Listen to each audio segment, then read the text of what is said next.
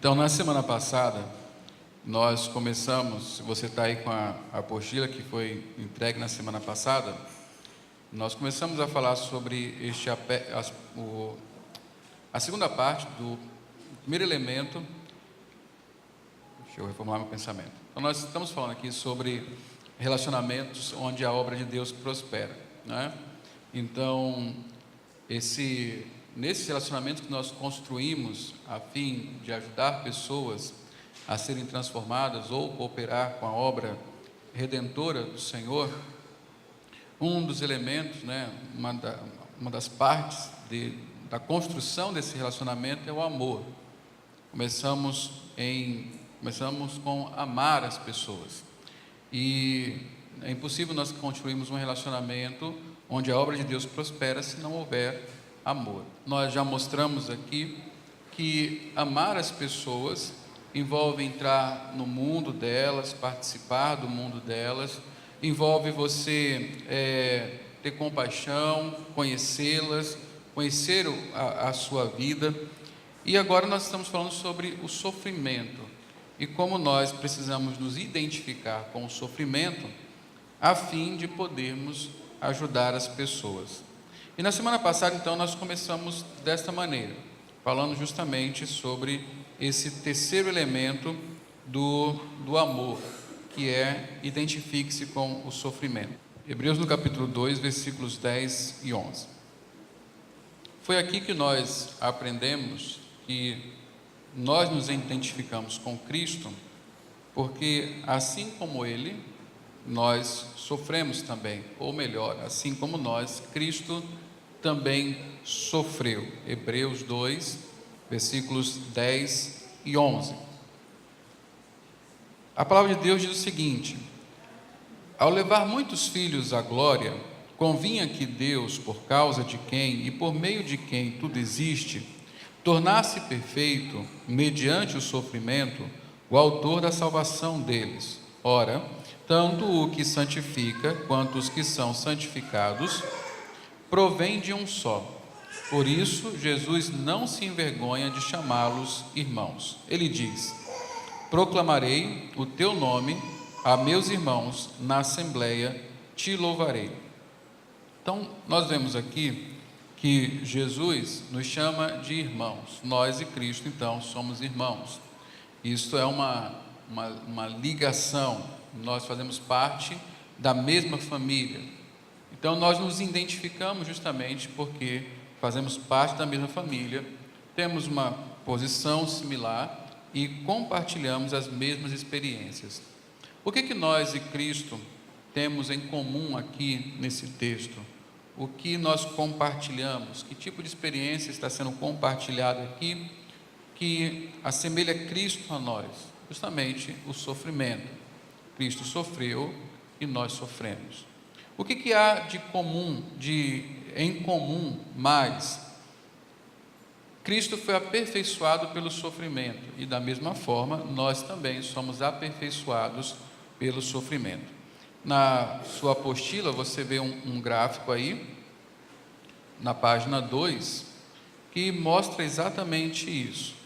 Cristo, o perfeito Filho de Deus, ele demonstra a sua justiça, a sua perfeição, ao passar pelo sofrimento, mas sem pecado.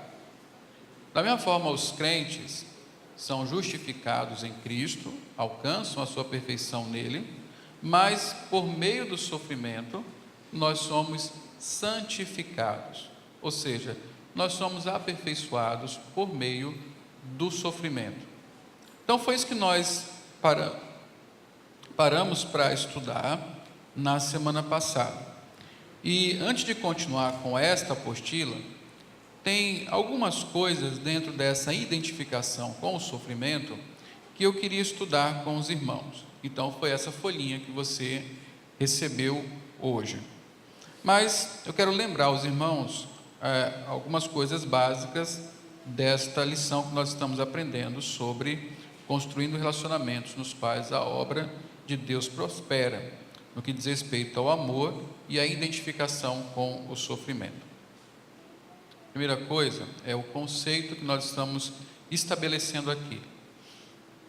Deus nos chama a sofrer de forma que seremos agentes qualificados do seu conforto e compaixão.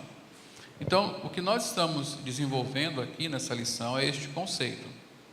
O conceito que nós vamos guardar no nosso coração. Que Deus nos chama a sofrer. Eu quero que você guarde muito bem essa afirmação. Deus nos chama a sofrer. É uma convocação, não é uma vocação ao sofrimento. Não quer dizer que Deus seja sarcástico ou sádico, que se alegra em nosso sofrimento. Não, o que quer dizer é que o cristianismo e a vida neste mundo, ela passa por sofrimento. E nós não podemos fugir do sofrimento, mesmo porque não é possível. E quando o sofrimento nos sobrevier, vier até nós, quando nós nos encontrarmos com ele, nós devemos abraçá-lo como algo providenciado por Deus e com propósito. É justamente isso que nós vamos ver hoje, que o sofrimento tem propósito. E qual é o propósito de Deus no sofrimento? É nos fazer agentes qualificados do seu conforto e da sua compaixão. Então nós estamos aprendendo isso, estamos construindo justamente esse pensamento aqui. Biblicamente, nós estamos tirando da Bíblia esse pensamento. Deus nos chama a sofrer de forma que seremos agentes qualificados de seu conforto e compaixão. Quando eu aplico isto a mim, esse conceito à minha vida, eu estabeleço o seguinte objetivo: eu preciso perguntar onde Deus tem me levado através do sofrimento e o que Ele tem me ensinado através disso. Então você pensa na história da sua vida e certamente algum grau você já passou por... A questão é, o que você faz com todo esse sofrimento? O que você faz com os momentos ruins pelos quais você passou? Os momentos de insegurança, de temor, de sofrimento. O que você faz com isso? Você joga fora? Você busca esquecer? Você cultiva para encher o seu coração de autocomiseração ou mágoa? O que você faz com o sofrimento? Então, quando eu sofro, ou quando eu identifico o sofrimento no meu passado, na história da minha vida, eu devo me perguntar, eu devo fazer a seguinte reflexão a respeito disso: onde Deus tem me levado através do sofrimento? O que Deus tem, para onde Deus tem me conduzido quando Ele me faz ou me fez passar pelo sofrimento? O que Ele queria com aquilo? Por que caminho Ele me fez andar? E aí, fazendo essa pergunta, o que Ele tem me ensinado através disso? O que Deus tem me ensinado através do sofrimento? E quando eu paro para pensar nas outras pessoas, o meu objetivo é: preciso olhar para os sofredores que Deus tem colocado em meu caminho. Preciso olhar para os sofredores que Deus tem colocado em meu caminho. Eu tenho funcionado em suas vidas como agente de Deus que traz conforto? E aí eu paro e penso: e as pessoas que sofrem à minha volta? Eu tenho sido instrumento de Deus para confortá-las? Primeiro, eu tenho prestado atenção nas pessoas, nos sofredores que Deus tem mandado para mim, não é? E se eu tenho prestado atenção, eu tenho servido de instrumento para confortá-los, para encorajá-los, para trazer a eles paz. E a questão que nós vamos estudar hoje é saber se o meu sofrimento tem a ver com o sofrimento do outro, se o meu sofrimento é útil para o sofrimento das outras pessoas. Nós geralmente pensamos no sofrimento como algo que deve ser esquecido, estancado em algum lugar do passado, e não devemos participar disso a ninguém. Mas será que é assim que a Bíblia diz? Ou será que Deus providencia propositalmente sofrimento na nossa vida, a fim de nos capacitar a ajudar outros que também estão sofrendo, irão sofrer ou sofreram? Então, se você olhar o conceito da nossa lição, você vai observar que é justamente isso.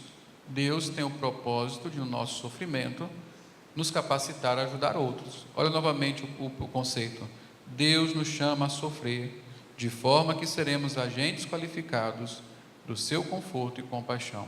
A questão é olharmos biblicamente e entendermos como o meu sofrimento será útil para mim e para os outros, e como ele glorificará a Deus. Então, o título que eu dei para esse parêntese que nós vamos fazer nesta lição é justamente pensando de forma redentiva sobre o sofrimento. Então, você já sabe que nós precisamos pensar de forma redentiva, não é?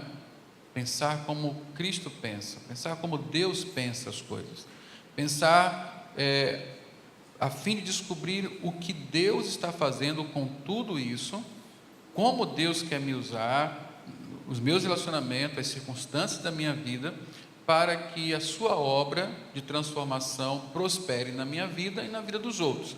Isso é pensar redentivamente, é sempre buscar o propósito redentor de Deus naquilo que está acontecendo, na minha vida e na dos outros. Então vamos pensar de forma redentiva sobre o sofrimento. E para pensar desta forma, nós precisamos usar a Bíblia. Esse material aqui é apenas um resumo e compilação do que nós encontramos de maneira ampliada no livro do Paul Tripp, Instrumentos na Mão do Redentor.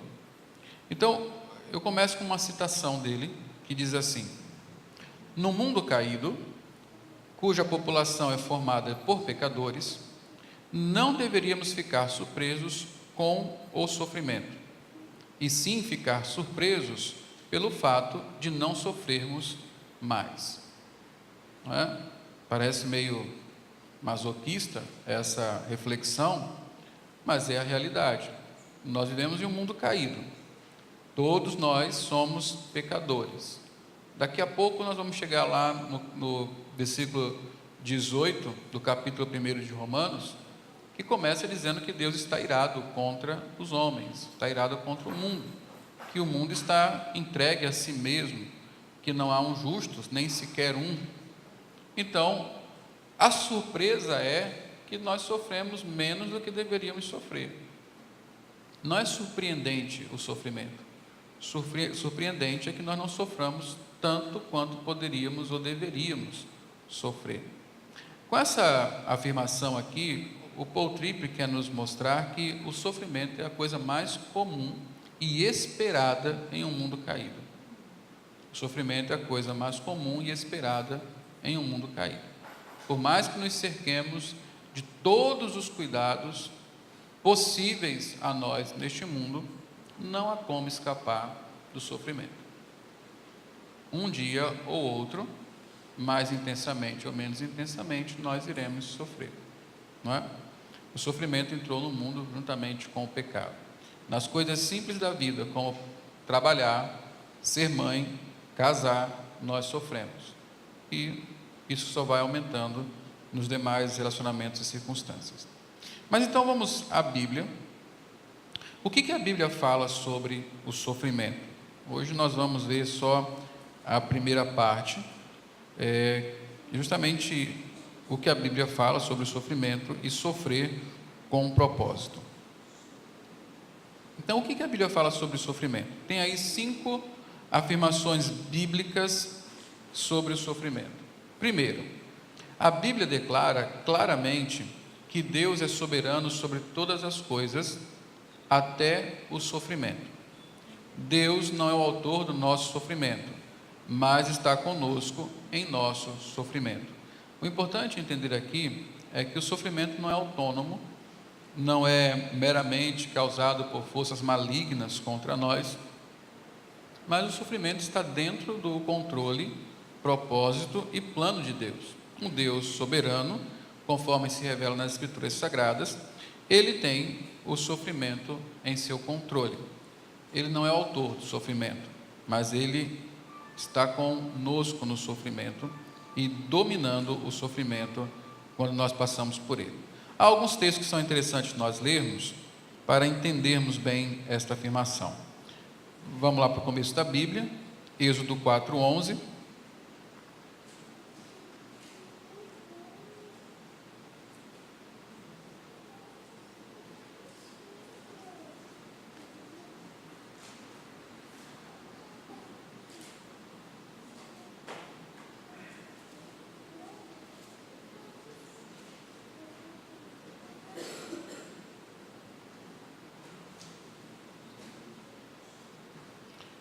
Diz assim a palavra de Deus. Olha que coisa interessante. Disse-lhe o Senhor: quem deu a boca ao homem? Quem fez o surdo? Quem o fez surdo ou mudo? Quem lhe concede vista ou o torna cego? Não sou eu, o Senhor?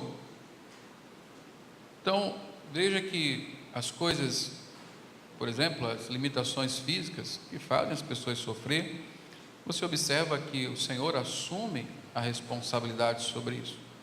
Quem é que faz alguém falar ou torna mudo? Quem é que dá vista ou quem torna uma pessoa cega? Não sou eu, o Senhor. Ele está mostrando a soberania dele sobre todas as coisas, não é? Inclusive o sofrimento. 1 Samuel, capítulo 2. 1 Samuel, no capítulo 2.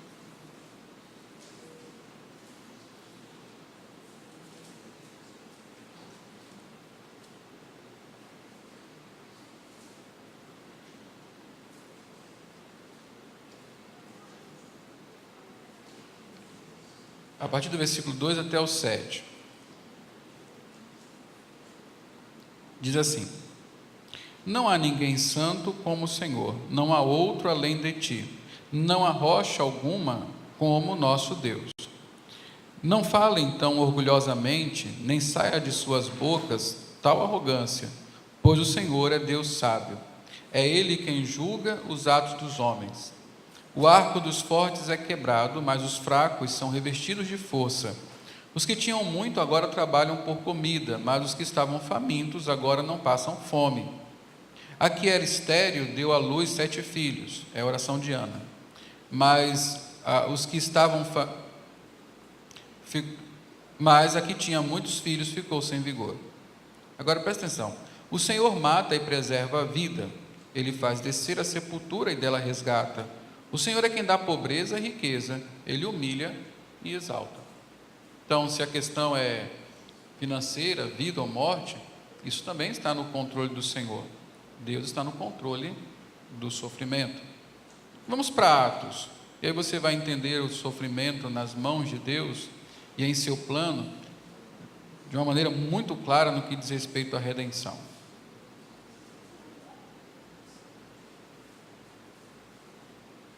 Atos, no capítulo 4, versículos 27 e 28.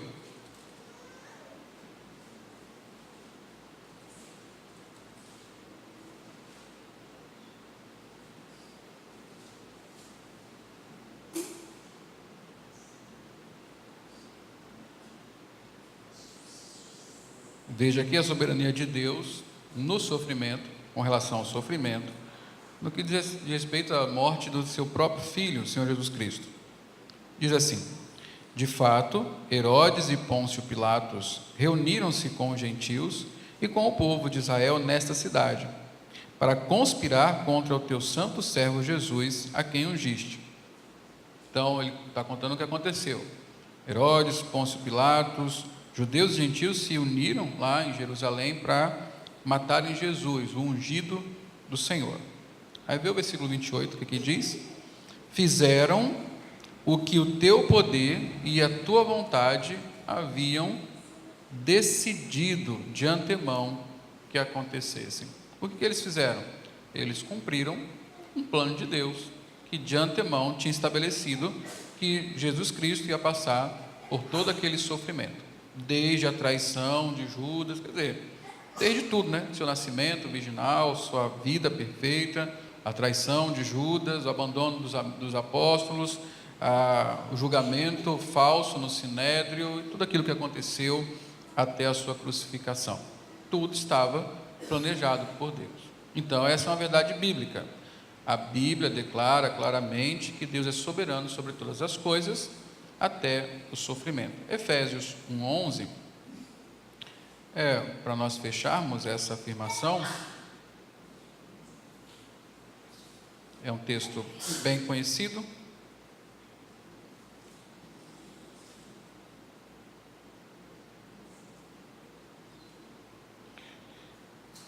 Onde o apóstolo Paulo diz: nele fomos também escolhidos, tendo sido predestinados conforme o plano daquele e essa é a parte que mais nos interessa aqui, o plano daquele que faz todas as coisas segundo o propósito da sua vontade. Todas as coisas segundo o propósito da sua vontade. Deus faz tudo conforme lhe agrada. Portanto, o controle, o sofrimento está dentro da vontade soberana de Deus. Isso é muito bom, irmãos, não é? Por que que é bom? Porque se o sofrimento fosse simplesmente uma artimanha do diabo contra nós, que garantia nós teríamos? Como saberíamos que o sofrimento poderia trazer um bom propósito? Como saberíamos se ele ia ser suportável para nós? Como poderíamos confiar de que ele teria fim em algum momento? Quando nós temos Deus, o Deus soberano, no controle da nossa vida por completo, inclusive do nosso sofrimento, a nossa esperança é certa de que esse sofrimento ele tem fim. Não apenas o fim, não é, que vai terminar, mas ele tem um propósito. Ele produzirá o meu bem. Eu sei que ele é medido proporcionalmente às minhas forças. Nós lemos isso em Coríntios, Paulo dizendo que não há sofrimento sobre-humano, não há prova sobre-humana, mas Deus é fiel e não permitirá que nós sejamos tentados além das nossas forças, ou provados além das nossas forças. Então quer dizer que eu sei que porque Deus é soberano e o sofrimento além da soberania dele, ele será medido conforme as minhas forças, então eu poderei suportar. E o mesmo texto diz que junto com a prova, ele traz também o livramento. Então eu sei que eu não apenas poderei suportar, mas ele chegará ao fim e será resolvido, porque o mesmo Deus que o providenciou também a solução para isso. É uma perspectiva completamente diferente do que você ter um sofrimento autônomo, que você não sabe no que vai dar. Eu sei no que vai dar. O propósito de Deus é bom. Então essa é a primeira afirmação. A segunda a Bíblia diz claramente que Deus é bom. Então não é certo dizer que um Deus bom nunca deixaria uma pessoa sofrer. A Bíblia afirma que um Deus infinitamente bom está no meio de nossas experiências mais dolorosas. Então, Salmo 100, versículo 5, por exemplo.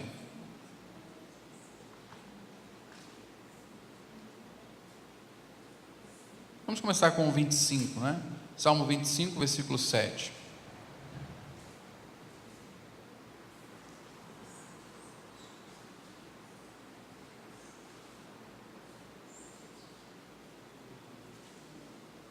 Sete e 8 diz assim: não te lembres dos pecados e transgressões da minha juventude, conforme a tua misericórdia, lembra-te de mim, pois tu, Senhor, és bom. Bom e justo é o Senhor, por isso mostra o caminho aos pecadores. A Bíblia, o livro dos Salmos é cheio desta afirmação de que Deus é bom. Em todo o tempo Deus é bom. Vamos ao Salmo 100. Salmo 100, versículo 5.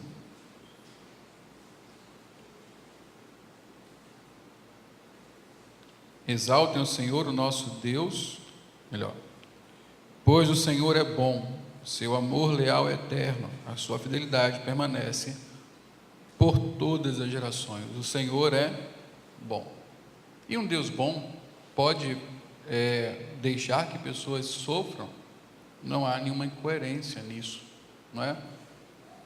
Nós encontraremos na Bíblia várias vezes Deus, como nós acabamos de ler, por trás do sofrimento, mas mesmo assim Deus é bom. 3. A Bíblia diz claramente que Deus tem um propósito para o sofrimento. A Bíblia diz claramente que Deus tem um propósito para o sofrimento. A Bíblia não apresenta o sofrimento como um obstáculo para a nossa redenção, mas uma ferramenta para ela. Vamos ler aqui Romanos 8, 17.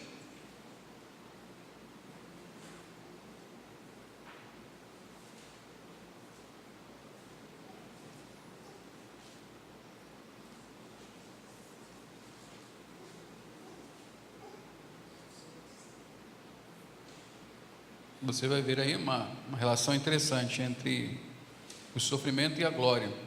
é um dos pares antagônicos que nós encontramos em Romanos. E fala assim em Romanos 8,17: se somos filhos, então somos herdeiros, herdeiros de Deus e co-herdeiros com Cristo, se de fato participamos dos seus sofrimentos, para que também participemos da sua glória. Não é? Então, o sofrimento não é uma prova que Deus não nos ama, pelo contrário, o sofrimento é uma ferramenta de Deus para a nossa redenção, ou seja, é uma prova de amor. Se sofremos com Cristo, com Ele também seremos glorificados. Não é? Então, os outros textos confirmam a mesma coisa.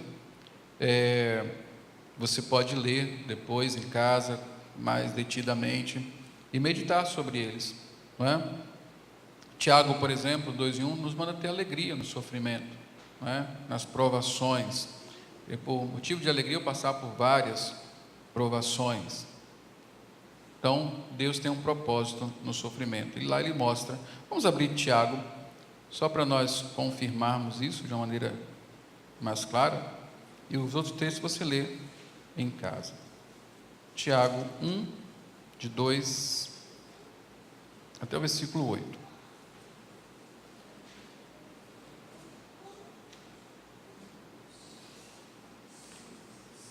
Vê o que está escrito: meus irmãos, considerem motivo de grande alegria o fato de passarem por diversas provações, pois vocês sabem que a prova da sua fé produz perseverança, e a perseverança deve ter ação completa, a fim de que vocês sejam maduros e íntegros, sem lhes faltar coisa alguma.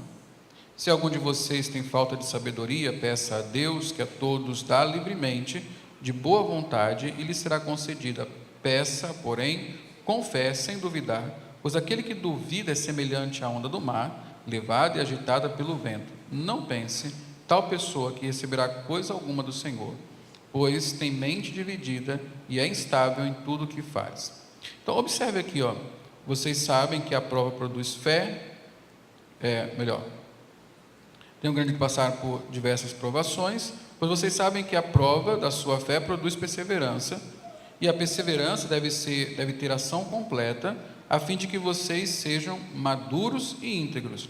Essa maturidade e integridade, não é, virá por meio de passarmos por vários tipos de provas, não é? Sem lhes faltar coisa alguma. Ou seja, as provas pelas quais passamos, os sofrimentos, produzem a nossa maturidade, elas nos aperfeiçoam. É por isso que nós deveríamos receber as provas com alegria, ou o sofrimento com alegria, com determinação de fé. Os outros textos então corroboram com isso. A quarta afirmação sobre o que a Bíblia fala sobre o sofrimento é que a Bíblia explica as razões por que sofremos. Então, por que eu sofro? Não é? Especificamente, o que na história da sua vida exatamente causou seu sofrimento, nem sempre é possível determinar. Mas nós sabemos as razões gerais por que o sofrimento nos atinge, por que todos nós sofremos. Então, a Bíblia afirma 5 coisas sobre isso. Primeiro, nós sofremos porque vivemos num mundo caído e flagelado pela doença, pelos desastres naturais, por animais perigosos, por maquinaria quebrada, ou seja, num mundo imperfeito, num mundo caído, onde motores quebram, aviões caem, doenças se espalham, animais nos atacam, passamos por intempéries, tsunamis, terremotos. Em um mundo caído, desequilibrado do jeito que é, nós vamos sofrer, não é? Então você marca uma viagem super alegre e o avião cai, você sofre. Isso é próprio desse mundo, não é? A outra coisa, sofremos por causa da carne. Muito do sofrimento é provocado por nós mesmos, né? Talvez a maior parte deles. Fazemos escolhas que tornam nossas vidas dolorosas e difíceis. Não é muito difícil nós chegarmos a essa conclusão, não é? Se você pensar na maioria das vezes que você teve que pagar por consequências de suas decisões ruins, você vai entender exatamente isso. Desejos que você teve e não os controlou, não é? Conselhos que você não quis receber, avisos de perigo que você ignorou, você simplesmente tomou a decisão, fez o que queria fazer, e o que colheu disso? Sofrimento.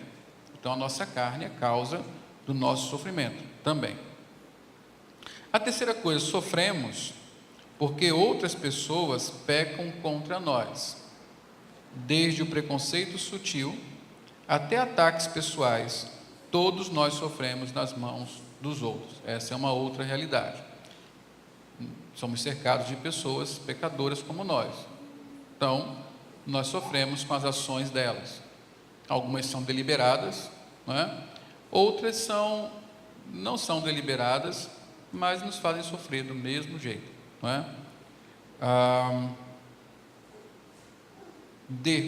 Sofremos por causa do diabo. Existe realmente um inimigo em nosso mundo, trapaceiro e mentiroso, que divide, destrói e devora. Ele nos tenta com coisas que prometem dar vida, mas na verdade destrói. Então, pega o caso de Adão e Eva e depois deles toda a humanidade. Ouviram promessas de Satanás e o que aconteceu? Sofrimento.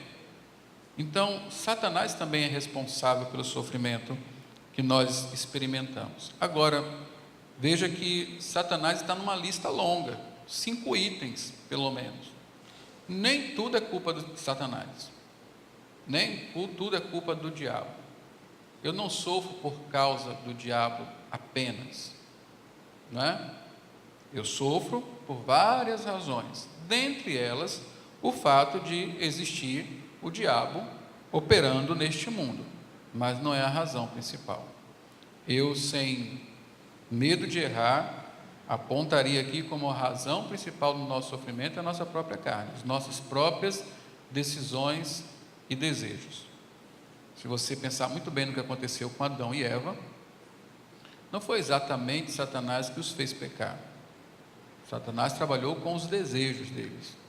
O que os levou ao pecado foram as suas próprias decisões, movidas pelos seus próprios desejos incontrolados. Então, e por fim, a letra E, sofremos pelo bom propósito de Deus. Essa é outra razão, outra causa para o nosso sofrimento. Sofremos pelo bom propósito de Deus. Deus chama seus filhos para sofrerem para a sua glória e para o bem redentor deles. Então, o bom propósito de Deus muitas vezes inclui o sofrimento em nossas vidas. Não se esqueça disso e não rejeite essa ideia. Deus é bom e Ele também, sendo bom, nos permite o sofrimento com bons propósitos. Quais são os propósitos bons de Deus para o nosso sofrimento? Glorificar o seu nome em nós, e por meio do sofrimento Deus é glorificado, e para operar as transformações necessárias nas nossas vidas, para o bem redentor nosso, né, dos seus filhos. Por fim, a quinta razão para nós, a quinta afirmação que a Bíblia faz sobre o sofrimento, a Bíblia é clara em mostrar que a sabedoria de Deus para com o sofrimento nunca significa que o sofrimento não é verdadeiro. A soberania de Deus para o sofrimento, a Bíblia é clara em mostrar que a soberania de Deus para com o sofrimento nunca, letra A, significa que o sofrimento não é verdadeiro. Ou seja, o sofrimento é real, o sofrimento existe. Às vezes nós queremos minimizar as coisas falando, não, Deus está no controle, isso é da vontade de Deus. Mas o fato de Deus ser soberano não quer dizer que o sofrimento seja menor, que ele não seja real, que ele não deva ser tratado com seriedade e que ele não cause dor realmente em nossos corações. Deus realmente nos permite passar por sofrimentos, e muitas vezes sofrimentos terríveis. O texto que nós temos aqui, eu não vou lê-lo agora, porque nós vamos tratar dele mais adiante, mas Paulo aqui descreve que passou por um tipo de sofrimento que o fez desesperar da própria alma. Ele pensou que ia morrer. Ele não descreve exatamente o que aconteceu, mas ele fala que entrou em um profundo desespero, um desespero de morte. Real isso, não é? Ele foi a naufrágio com no barco que estava, ele passou fome, passou frio, ele realmente sofreu. O sofrimento é real. Então, nunca trate o sofrimento como frescura, como uma coisa que não é real, uma imaginação, supervalorizado. Às vezes é assim, mas o sofrimento das pessoas e o nosso também são reais. E o sofrimento nunca justifica o malfeitor. O sofrimento nunca justifica o malfeitor. Quem é que justifica o pecador? É a graça de Cristo, não é isso? Mas muitas vezes a gente é difícil brigar com quem está sofrendo, né? Você já deu bronca em alguém que está sofrendo? Seu filho adoece e ao mesmo tempo faz uma traquinagem, você dá bronca nele? Tadinho, está doente, está com dor, está com febre, está com dor de garganta, não é? Um irmão na igreja que esteja passando por um momento de grande tribulação, mas apronta muito na igreja, é intratável, não trata ninguém bem. Não, pastor, olha, fulano está passando por esse momento assim, né? Ou fez isso porque também, olha a história de vida dele, como é que é, né? Essa coisa que a gente ouve muito no Brasil, né? Que justifica todo mundo porque mora em tal bairro, porque é da favela, porque tem determinada cor, ou porque fez determinada opção sexual. O sofrimento não justifica ninguém. O sofrimento não justifica o malfeitor. O malfeitor, ele precisa, melhor, aquele que peca, mesmo que esteja sofrendo, ele precisa da graça de Cristo. Ou seja, sofredores precisam também encontrar-se com Jesus Cristo para serem salvos. Esses dois textos aí de Atos falam sobre isso. Bom, eu creio que para hoje está bom essas afirmações, você deve estudá-las e meditar sobre elas. Aqui fornece uma base, um conceito sólido bíblico sobre sofrimento, sobre o que devemos pensar sobre o sofrimento, uma vez que nós estamos buscando pensar redentivamente sobre ele. Na próxima semana, então, com a graça de Deus, se assim Ele quiser, nós iremos falar sobre sofrer com um propósito e consolo, compaixão e a sua história. E depois nós voltamos para a nossa apostila. Vamos encerrar então, vamos dar as nossas